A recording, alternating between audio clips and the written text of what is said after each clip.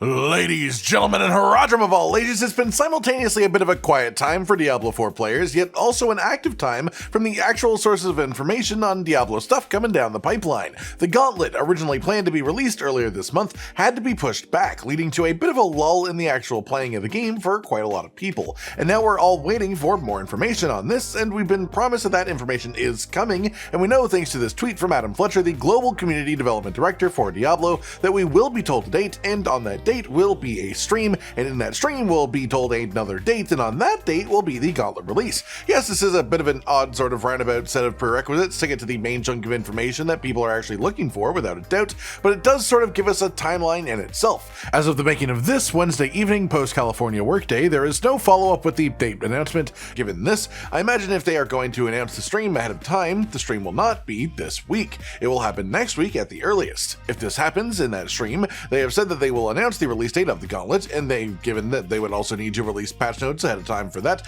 as we all know that this will be the full mid-season update proper with Gauntlet just included. That means it will be at least the week after the stream happens too. So at the soonest, we're looking at the patch and the Gauntlet March 5th by my personal estimate. On top of that, March 5th is exactly 6 weeks from the start of the season, which is quite specifically the midpoint of the season, which seems like the probably intended release point of a mid-season update, right? So I think pretty solidly we will get an announced release date for the Campfire Chat happening next week. If I wanted to get really cheeky with it, I'd guess the stream will be on Thursday the 29th, patch notes released Friday, the day after, and then the patch itself on the 5th of March, the Tuesday, and let's even call it 10 a.m. Pacific time on the patch time itself. Yes, I spend far too much time analyzing the scheduling patterns of all these events, and yes, it scares me just as much. With that said, even though the main content drop of this patch is obviously going to be the Gauntlet and the leaderboards themselves, what else can we expect? Well, we know that this is the likely inclusion point for new uniques being dropped this season. Last time around, it was the Malignant Unique Rings using the Malignant powers from Season 1. This time around, they could reflect any kind of powers a dev wants. They could be things from Season 2, they could be things from Season 1, they could be completely different.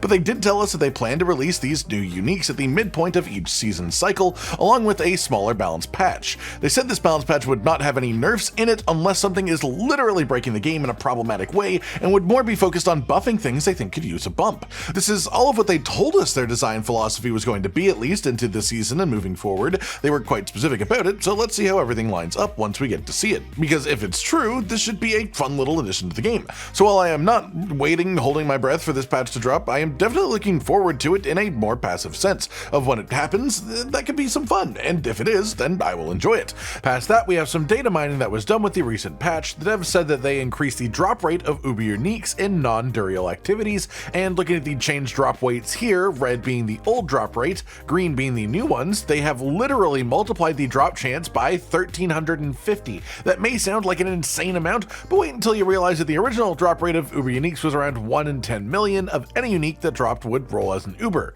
That's literally like less likely than being struck by lightning in the United States, which is less than 1 in a million, but it seems like they reset that each year, so at least lightning has bad luck protection. That was how the game was functioned outside of Duriel drops until now, so increasing it by a multiplier of 1350 actually puts it right around 1 in 7500 uniques that drop. So on average, outside of Duriel, you will still only get 1 Uber unique per 7500 uniques that drops, and if you are farming 7500 uniques, you're playing a hell of a lot of Diablo per season. It's now actually possible that it can drop for people. I just wouldn't expect most players to see one drop outside of Duriel every season. Maybe once every 2 or 3 seasons, and it could just be a fun moment, I guess. Overall, it's definitely better. It's much better, but it's also still not something I would ever expect to actually see with any regularity. Then the final thing that I want to talk about really is that just yesterday evening, last Epoch released out of early access into patch 1.0, and with it a whole load of new players are jumping into the game for the first time. This game is without a doubt a direct competitor to Diablo 4, and while I am playing it myself, I think it's important to be aware of it even in the context of Diablo,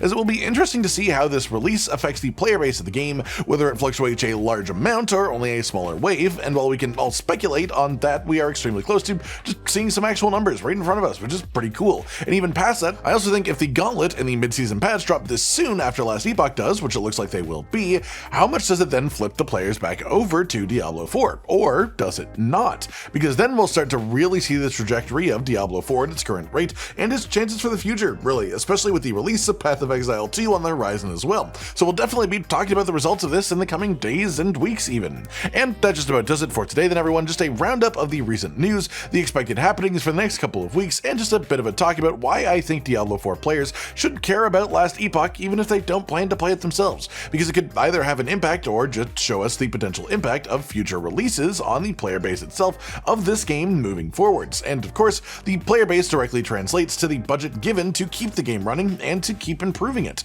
All that said, we'll touch base on this again soon, I'm sure. I hope you've enjoyed this then, everyone, and let me know your own thoughts in the comments down below. Like if you liked the video, subscribe to the notification bell for more, and most importantly, ladies and gentlemen, until next time, stay sweet.